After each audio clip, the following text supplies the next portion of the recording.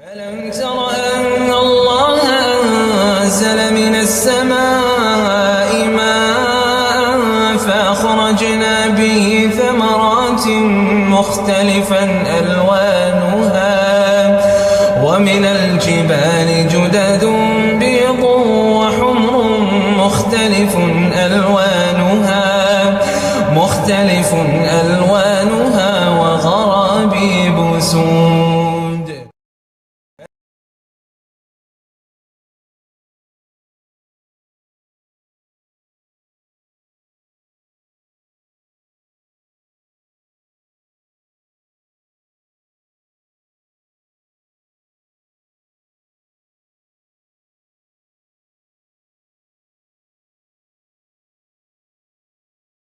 औज़ुबिल्लाहिमिनश्शैतानिर्रजीम बिस्मिल्लाहिर्रहमानिर्रहीम अस्सलामु अलैकुम वरहमतुल्लाहि वबरकातुहू।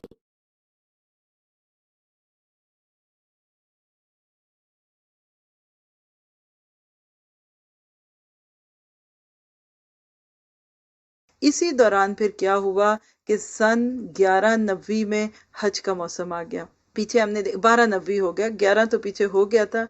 तो हमने देखा था कि 6 लोग जो थे वो नबी सल्लल्लाहु अलैहि वसल्लम से मुलाकात करते हैं, जो मदीना से आए थे, और उनके साथ आपकी एक छोटी सी यानी मुलाकात भी हो चुकी थी अक़बा की घाटी में।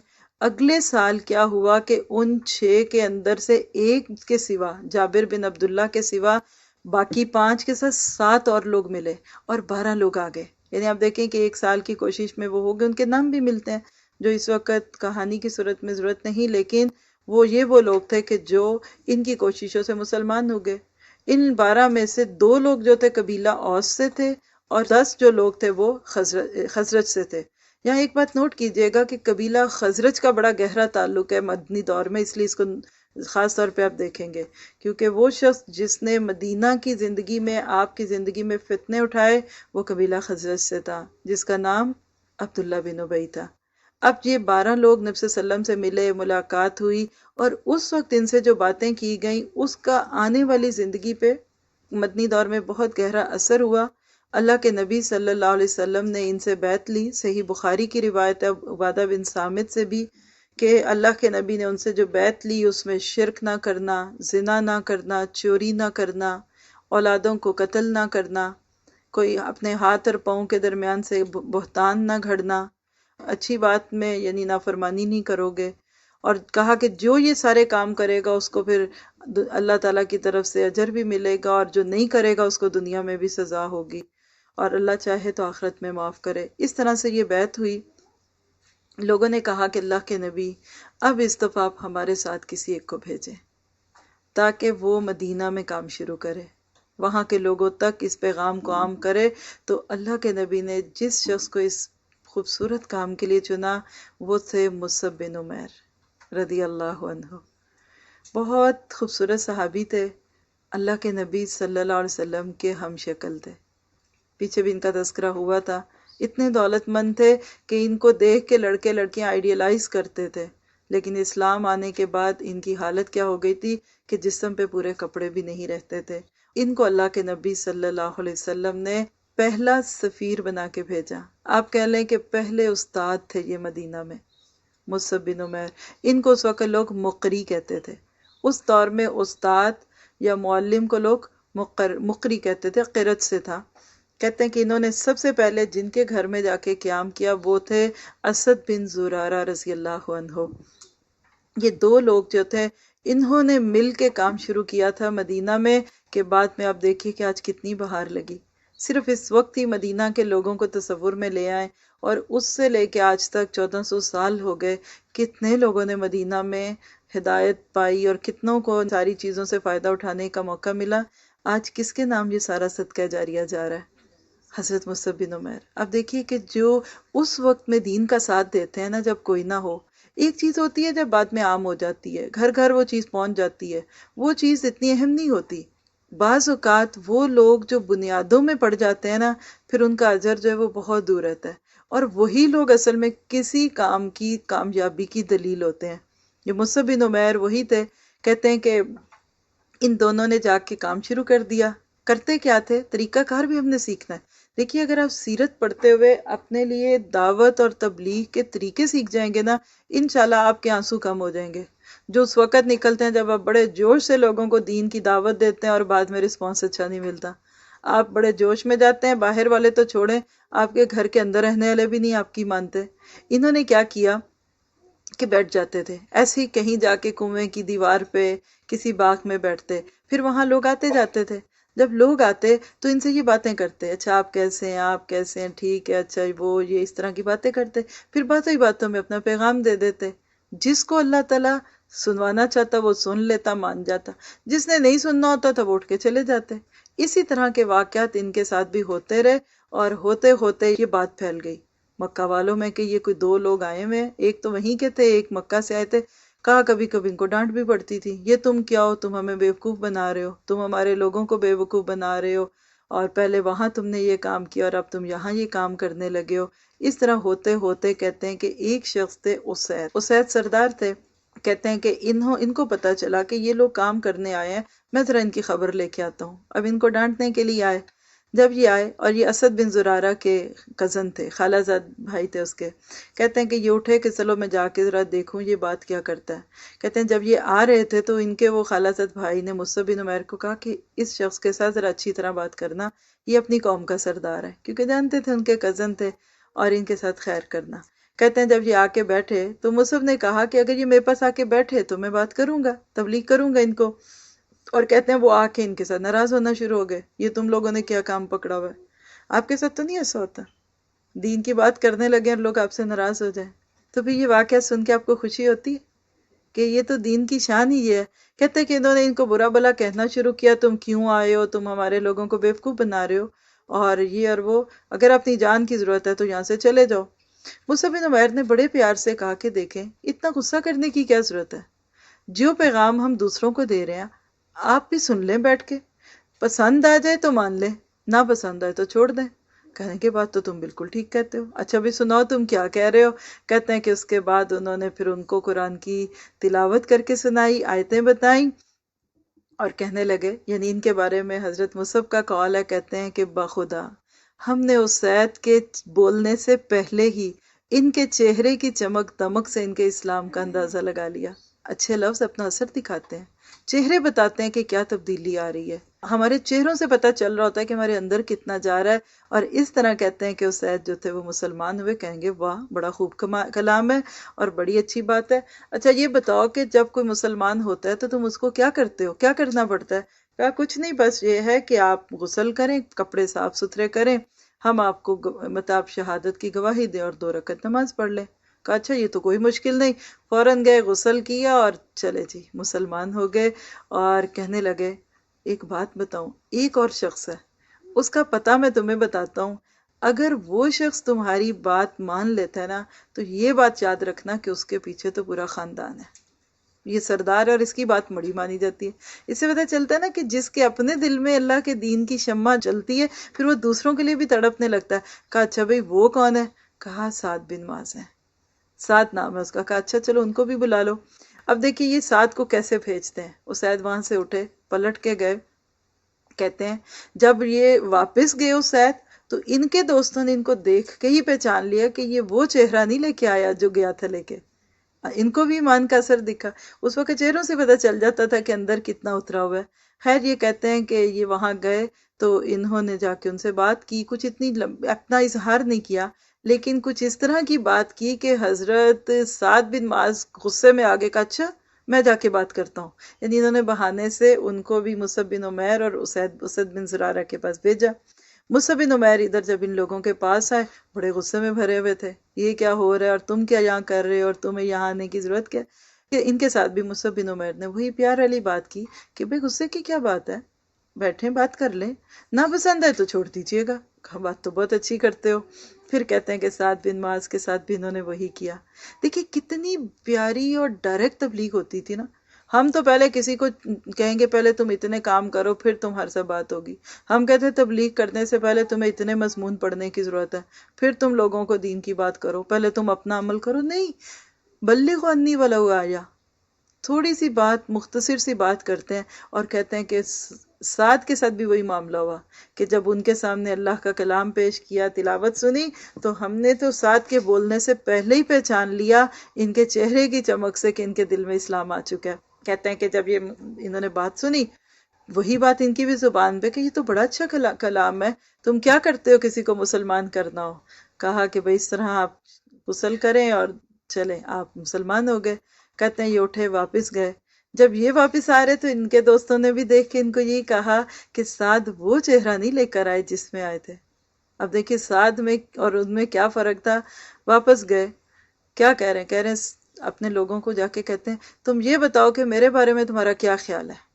انہوں نے کہا جی آپ سردار ہیں، آپ بڑے اچھے ہیں، بڑی سمجھ بوجھ والے ہیں، آپ بڑے بابرکت ہیں، یہ وہ۔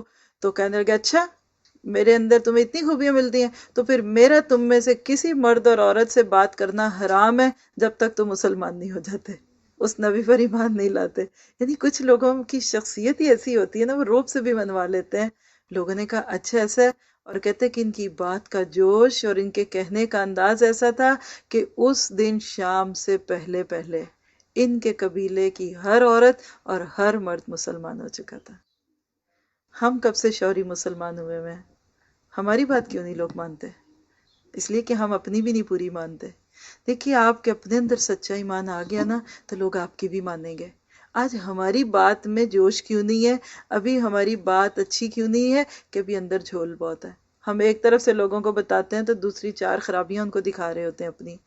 جب اپنے اندر سچائی آتی ہے نا، پھر انشاءاللہ آپ کے لیے بات کرنا بھی آسان ہوتا ہے، اور دل میں اللہ ہی ڈالے گا، لیکن اللہ تعالیٰ جس کو منوانا چاہتا ہے منوا جاتا ہے۔ اور اس طرح کہتا ہے کہ صرف ان کی وجہ سے پورا مسلمان، اور ان کی بات سچ ہو گئی نا جو انہوں نے ان کے بارے میں کہی تھی کہ اگر یہ ایک شخص مسلمان ہو گیا تو باقی بھی ہوں گے۔ اس سے کیا پتہ چلتا ہے؟ چھوٹی سی ایک عمل کی بات نوٹ کریں گے کہ کسی بھی قوم یا بستی یا علاقے کے کچھ ایسے لوگ جو بڑے لیڈر ٹائپ کے ہوتے ہیں، ٹرینڈ سیٹرز ہوتے ہیں، مال کی ضرورت نہیں ہے، کوئی منی وائز ویلدی پیپل آپ نہیں کہیں گے، جن کا مطلب انفلوئنس ہوتا ہے، بااثر لوگ، ان کو ہدف بنانا چاہیے۔ اللہ کے نبی نے مکہ میں بھی یہی کام کیا تھا، مدینہ میں بھی آئے تو اب ایسے ایسے لوگوں تک آپ نے اپروچ کی، کیونکہ ایک بندے کے پیچھے کتنے لوگ ہیں، کیونکہ جس ایک کی مانیں گے پھر اس کی دوسری بھی مان لیں گے۔ کہتے ہیں صرف ان کے قوم کا ایک شخص جو تھا، اسیرم اس کا نام تھا، وہ فوراً نہیں مسلمان ہوا، لیکن غزوہ احد کے دن اس نے اسلام قبول کیا، اور یہ وہ شخص تھا کہ جس نے ایک سجدہ بھی نہیں کیا، مسلمان ہوا، میدان احد میں جا کے لڑا اور شہید ہو گیا۔ اللہ کے نبی نے اس کے بارے میں کہا یہ وہ شخص ہے جس نے عمل تھوڑا کیا اور اجر زیادہ پایا، ورنہ اس کے علاوہ باقی سارے ہو گئے۔ اب وہ دیکھیے 2 سے 4 ہو گئے نا، مصعب بن عمیر تھے، اسد تھے، اب ان کے ساتھ آپ سمجھیں کہ سعد بن معاذ شامل ہو گئے۔ اب کہتے ہیں کہ مدینہ کا کوئی گھر نہیں بچا کہ جہاں سے اسلام کی کرنیں نہ پھوٹی ہوں۔ کسی گھر سے عورت پہلے مسلمان ہو گئی، کسی میں مرد پہلے مسلمان ہو گئے، اور اس طرح شور مچ گیا کہ یہ ہمارے شہر میں کیا ہونے لگا، یہ کس نے ہمیں سوتوں کو اٹھا دیا۔ لوگوں کو سونا اچھا لگتا ہے، ان کو صرف بیٹھ کے تسبیحاں پڑھ کے جنت میں جانا آسان لگتا ہے، عملی طور پہ دین میں جانا، دین کے راستے سے گزر کے جانا ان کو بڑا مشکل لگتا ہے۔ اس طرح سے پھر اسلام مدینہ کے اندر متعارف ہوا۔ آپ انجوائے کر رہے ہیں اس بات کو؟ ایک بستی بالکل ویران ہے، بنجر ہے۔ دیکھیے بعض بستیاں دنیاوی اعتبار سے بہت زیادہ خوشحال بھی ہوتی ہیں، ترقی یافتہ ملک ہوتے ہیں، وہاں پے اسکیل بہت اچھا ہوتا ہے، وہاں پھل بڑے اچھے ملتے ہیں، وہاں سینریز بھی بہت اچھی ہوتی ہیں، لیکن اگر وہاں اللہ کا دین نہیں ہے نا تو وہ مردہ بستی ہیں۔ آج ہم سب کے سامنے میدان کھلے پڑے ہیں، دنیا میں تقریباً 200 ملک ہیں، ان میں سے کتنے ملک ہیں کہ جہاں اس وقت تک اسلام کا پیغام ویسے نہیں پہنچا کہ ہمارے دل میں یہ تڑپ نہیں آتی؟ ہم میں سے کوئی نہیں ہے جو مصعب بن عمیر بننا چاہے، ہم میں سے کوئی نہیں ہے جو اسد بن زرارہ کی طرح اپنے گھروں کو کھول دے کہ آؤ اور تم اس کو اللہ کے لیے استعمال کرو۔ یہ دین کیسے پھیلتا ہے؟ یہ ایسے ہی لوگوں کے کاموں سے پھیلتا ہے۔ ایک کھیتی، لگی ہوئی کھیتی میں 4 پودے اور لگ جائیں تو وہ بہار نہیں آتی جو ایک مردہ زمین کے اندر کھیتی کے اگنے سے آتی ہے۔ اس لیے اپنے لیے بڑے بڑے عزم رکھا کریں، بڑے بڑے ارادے رکھا کریں کہ اللہ میری وجہ سے کسی مردہ بستی کو زندہ کر، میری وجہ سے اسلام وہاں پھیلے کہ جہاں لوگ اسلام سے دور ہو چکے ہیں، کیونکہ ایسے چند لوگ بھی بہت بڑے بڑے مجموعوں اور بڑے بڑے گروہوں سے زیادہ ہوتے ہیں، کیونکہ یہ بنیادوں میں جاتے ہیں، ان کا خون کام آتا ہے کہ آنے والی نسلیں اگر تاریخ لکھیں تو ان کا نام لکھتی ہیں کہ یہ تھے وہ چند لوگ جو اپنی امت کے لیے، اپنے علاقوں کے لیے، اپنے لوگوں کے لیے ایک خیر کثیر کا سبب بنے۔ ہم کبھی گیو اپ نہ کریں، اللہ تعالیٰ نے ہمیں بہت سارے موقع دیے ہیں، صرف ان کو دیکھنے کی ضرورت ہے۔ اللہ کرے کہ ہماری آنکھیں کھلے اور ہم نیکیوں کے موقعوں کو استعمال کریں۔ اس طرح ہوتے ہوتے 13واں سال آ گیا، یہ ہے اب رخصتی کا وقت، حالات بن چکے تھے۔ جب 13ویں سال کا حج کا موقع آیا، آپ کو پتا ہے کہ اس سال کتنے لوگ مدینہ میں گئے؟ پہلے سال تھے 6، دوسرے سال گئے 12، ٹھیک ہے، اور اب ایک سال کے اندر یہ 70 ہو گئے تھے۔ یہ کس کی کوششیں تھیں؟ یہ مصعب بن عمیر کی کوششیں تھیں، اور یہ اسد بن زرارہ کی کوششیں تھیں، اور یہ اسید کی کوششیں تھیں۔ ایک سچا موتی کہیں پڑا ہوتا ہے نا تو اس کی چمک سے دوسرے موتیوں پہ بھی چمک آنے لگتی ہے۔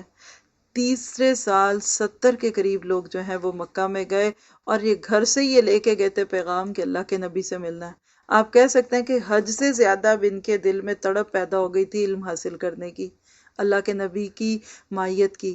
کہتے ہیں وہاں بھی ایک دوسرے سے پوچھتے رہتے تھے کب ہم اللہ کے نبی سے ملیں گے، کب ملیں گے۔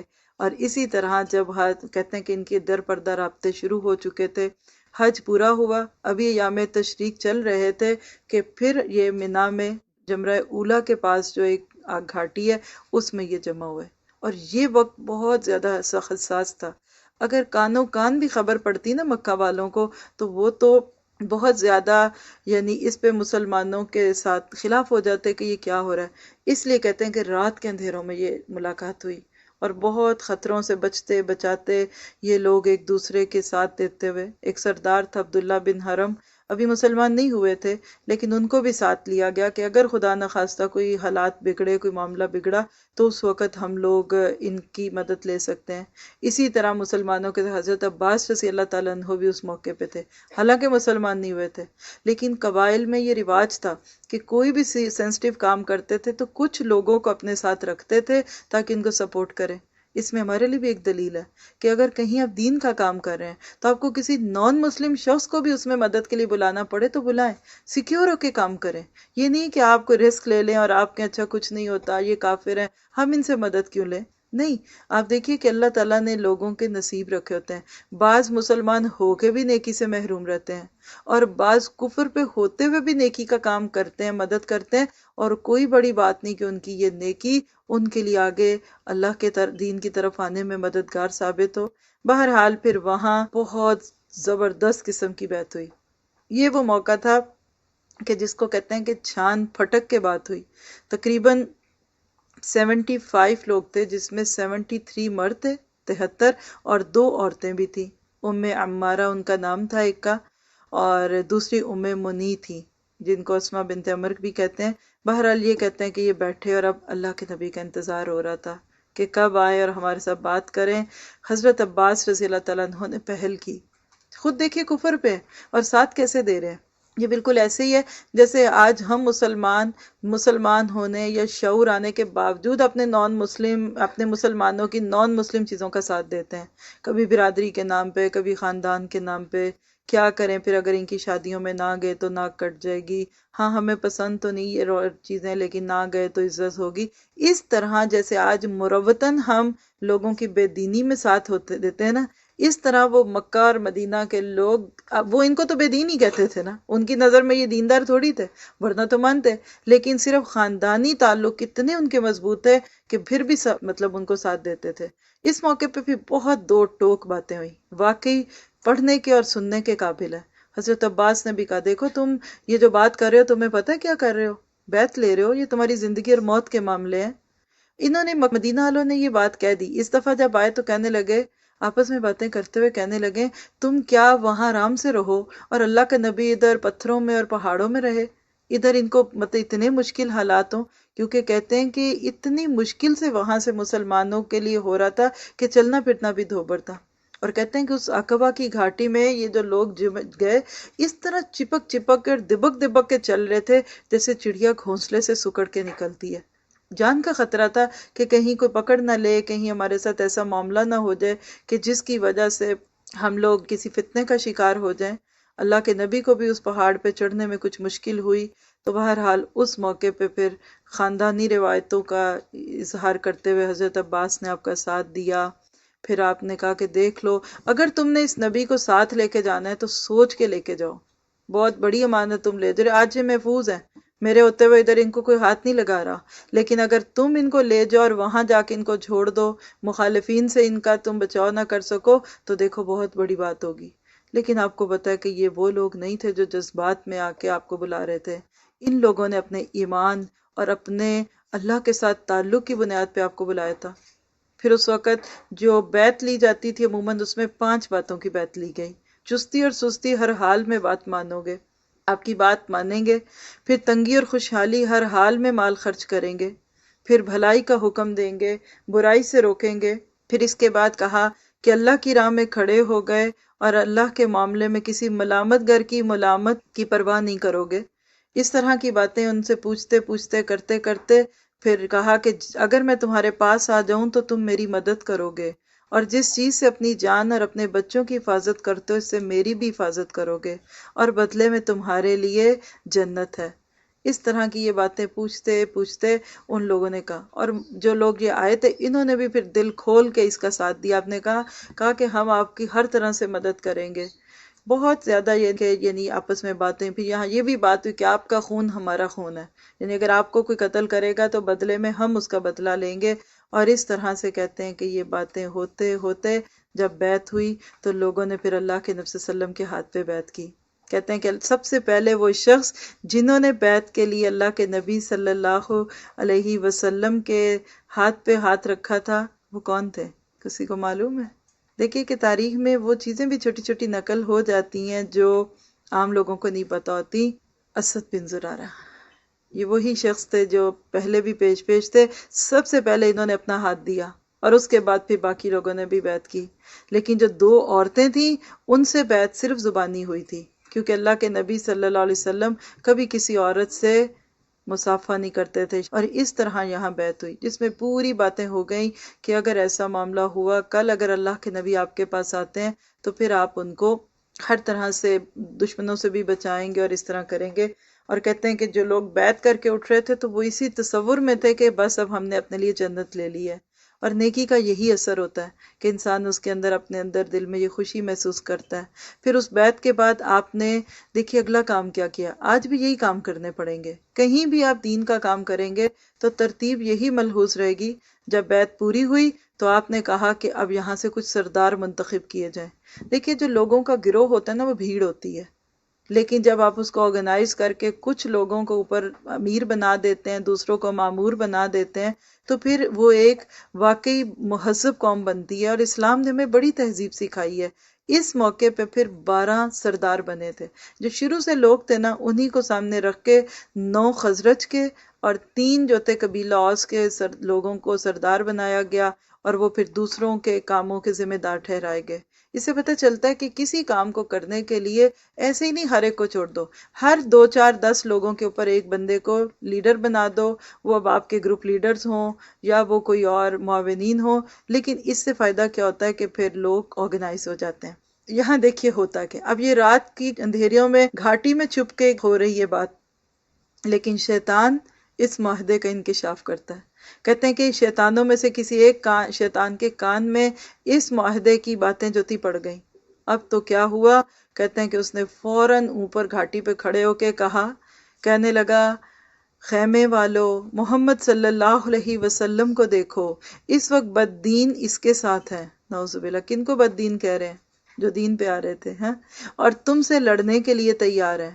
اللہ کے نبی نے جب یہ آواز سنی تو آپ نے کہا یہ اس گھاٹی کا شیطان ہے۔ او اللہ کے دشمن سن، اب میں تیرے لیے جلد ہی فارغ ہو رہا ہوں۔ اس کے بعد آپ نے لوگوں سے فرمایا کہ اپنے ڈیروں پہ چلے جائیں۔ یعنی چھپ، اس سے پتہ چلتا ہے کہ شیاطین ہر جگہ ہوتے ہیں، اچھے کام بھی آپ کرتے ہیں وہاں بھی شیطان موجود ہوتے ہیں۔ اب یہ جو آواز تھی لوگوں نے سن لی، آخر مکہ والے بھی تو وہاں موجود تھے، کہیں کہ اچھا یہ بات ہو رہا ہے، کل ہم مینا میں جائیں گے تو ہماری تلواریں ان لوگوں کا فیصلہ کریں گی۔ لیکن اللہ سبحانہ تعالیٰ نے اپنے لوگوں کی حفاظت کی، اور مکہ والے اس بات پہ بہت پریشان ہوئے کہ یہ کیا ہو رہا ہے۔ ان کو پتا تھا کہ مدینہ بہت اہم جگہ ہے، اور ان کو لگ رہا تھا کہ یہ جو خطرے ہمارے سروں پہ منڈلا رہے ہیں، آج یہ تھوڑے ہیں، یہ کل زیادہ ہو کے ہمارے راستے میں ایک مشکل کھڑی کر دیں گے، اور نتیجہ کیا ہوگا کہ ہم جو کام اتنے سالوں سے کر رہے ہیں وہ ہمارے لیے نہیں ہوگا، باپ دادا کے طور طریقے وہ سارے چھوڑنے پڑیں گے۔ اسی طرح کہتے ہیں کہ یہ بات عبداللہ بن ابی تک پہنچی کہ بھئی یہ تو وہاں ایک گٹھ جوڑ ہو گیا، تو کہیں گے یہ کیسے ہو سکتا ہے، قبیلہ خزرج مجھ سے پوچھے بغیر بیعت کر لے، کیونکہ یہ سردار تھا۔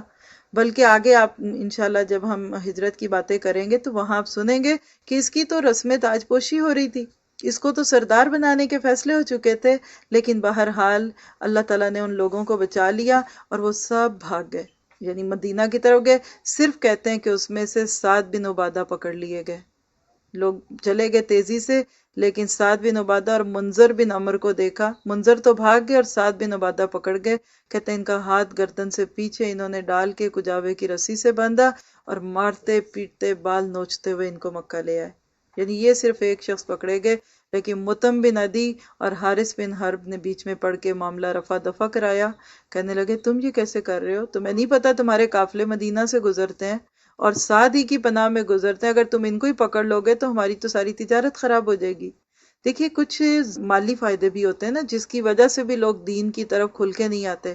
ان کو یہ ڈر تھا کہ اگر مدینہ میں اسلام آ گیا تو ہمارا وہ مال جو ملک شام سے مکہ آتا ہے تو راستے میں مدینہ آتا ہے، اسی طرح جو مال طائف سے آتا تھا اس میں بھی راستے میں کچھ اس طرح کی باتیں تھیں۔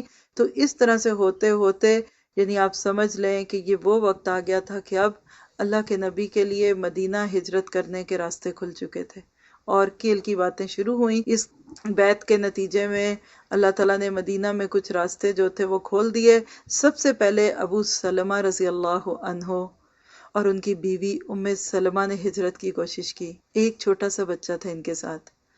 ہجرت کے لیے جب نکلے، کہتے ہیں ابھی شہر کے باہر ہی گئے تو سسرال والوں نے روک لیا کہ یہ کیا ہو رہا ہے بھائی، یہ ہماری بیٹی ہے، تمہاری بیوی تو ہے، لیکن ہم نے یہ تو نہیں کہا تھا اس کو شہر شہر گھماؤ، اس کو واپس کرو۔ کہا ٹھیک ہے، ام سلمہ روک لی گئی۔ بچہ جو تھا وہ ددھیال والوں نے پکڑ لیا کہ یہ ہماری نسل ہے، تم اس کو کیوں لے کے جا رہے ہو، اور اس طرح ابو سلمہ اکیلے تنہا مکہ چلے گئے۔ اور ام سلمہ کا حال کیا تھا کہ صبح اٹھ کے وہاں آ کے بیٹھ جاتی جہاں سے بیٹے اور شوہر سے جدا ہوئی تھی، ساری رات سارا دن روتی رہتی۔ 1 سال اس کرب میں اس عورت نے گزارا، بیٹا کہیں شوہر کہیں اور یہ ادھر بندھی ہوئی ہے۔ کہتے ہیں کہ ان کی حالت دیکھ کے 1 سال کے بعد پھر ان کے خاندان کے ایک شخص کو ترس آیا کہ کیوں خامخواہ بیچاری عورت کو چھوڑ رہے ہو، اس کو تکلیف دے رہے ہو، اس کو جانے دو، تمہیں کیا مل رہا ہے۔ پھر کہتے ہیں ان کو کہا کہ تم جاؤ، تنہا ان کو وہاں سے نکال دیا۔ انہوں نے وہاں سے ددھیال سے اپنے بیٹے کو لیا، اور اس طرح راستے میں ایک صحابی کی مدد سے، عثمان بن ابی طلحہ کی مدد سے، یہ قبا تک انہوں نے ان کو چھوڑا، اور کہتے ہیں وہاں چھوڑ کے انہوں نے کہا کہ یہاں ہے تمہارا شوہر۔ اس وقت تک وہ ابو سلمہ جو تھے وہ قبا میں تھے، جاؤ اور تمہیں اس میں اللہ برکت دے۔ یعنی لوگوں نے اس اسلام کے لیے بڑی قربانیاں دی ہیں، یہ گھر بیٹھے نہیں آتا دین، یہ صرف کھانے کھاتے اور پکاتے اور کپڑے اور گھر سجاتے نہیں آتا، اس دین کے لیے قربانیاں دینی پڑتی ہیں، اور عورتوں کی قربانیاں بہت ہوتی ہیں۔ یہی ام سلمہ ہے کہ بعد میں اللہ نے ان کو امہات المومنین میں شامل کیا، انشاءاللہ ہم پڑھیں گے آگے ان کے حالات کے اندر۔ اور اس طرح سے پھر صہیب تھے، حضرت صہیب، جب انہوں نے ہجرت کا ارادہ کیا تو لوگوں نے کہا کہ یہ کہ جب تم ہمارے شہر میں آئے تھے تم فقیر تھے، آج اتنی دولت ہو گئی، تم جاتے ہو جاؤ اپنا مال چھوڑ دو۔ کہا ٹھیک ہے، مال چھوڑ دیا اور کہا چلے گئے۔ اللہ کے نبی کو جب پتہ چلا کہ صہیب سارا مال دے کے ان کو اپنی جان بچا کے آئے ہیں، تو آپ نے کہا کہ صہیب نے نفع کا فائدہ کیا۔ آج ہم ایسے فائدوں کو نفع کا سوچتے ہیں؟ ہم کہتے ہیں جب سے دین پہ آئے ہیں مشکلیں ہی مشکلیں ہو گئیں، اور اس طرح پھر ہوتے ہوتے لوگ جو تھے مدینہ کی طرف ہجرت کرنے لگے۔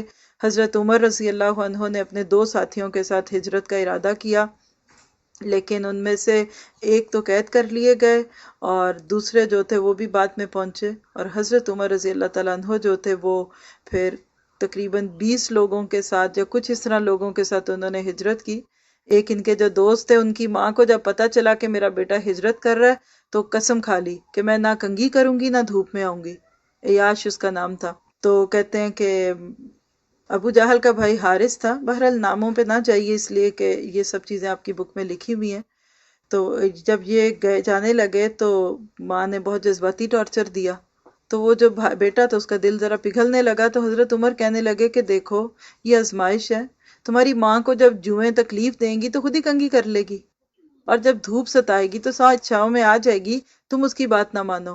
لیکن کہتے ہیں کہ جو وہ عیاش تھے انہوں نے اپنی ماں کی قسم پوری کرنے کے لیے کہا کہ نہیں میں تو واپس جاؤں گا، اور اس طرح سے پھر حضرت عمر نے کہا کہ ٹھیک ہے میری اونٹنی ہی لے جاؤ، اور اس طرح سے وہ پھر پکڑے گئے اور ان کو لوگوں نے بہت تکلیفیں دیں، اور ہوتے ہوتے پھر کہتے ہیں کہ بیعت عقبہ جو ہوئی تھی اس کے صرف 2 ماہ اور چند دن کے بعد مکہ میں صرف اللہ کے نبی اور حضرت ابو بکر صدیق اور حضرت علی اور کچھ گنے چنے مسلمان رہ گئے تھے جن کو روکا گیا تھا۔ ابو بکر اور علی جو تھے ان کو اللہ کے نبی نہیں روکا ہوا تھا، انتظار کر رہے تھے، اور حضرت عمر رضی اللہ تعالیٰ عنہ جو تھے وہ پھر پہلے چلے گئے۔ اور اس طرح سے اب اگلا وقت انشاءاللہ ہم دیکھیں گے اگلی نشست میں کہ آگے کیا ہوتا ہے۔ یعنی یہ وہ وقت ہے کہ جو اللہ کے نبی کی زندگی کا یعنی ایک پرائم ٹائم ہے، اپنے بیگانے ہو رہے ہیں اور بیگانے آپ کے لیے اپنے بن رہے ہیں۔ اللہ تعالیٰ ہمیں بھی اس دین کے لیے قربانیاں دینے والا بنا دے جو واقعی اللہ کے نبی کے ذریعے سے ہم تک پہنچا۔ سبحان ربک رب العزت عما یصفون وسلام علی المرسلین والحمد للہ رب العالمین۔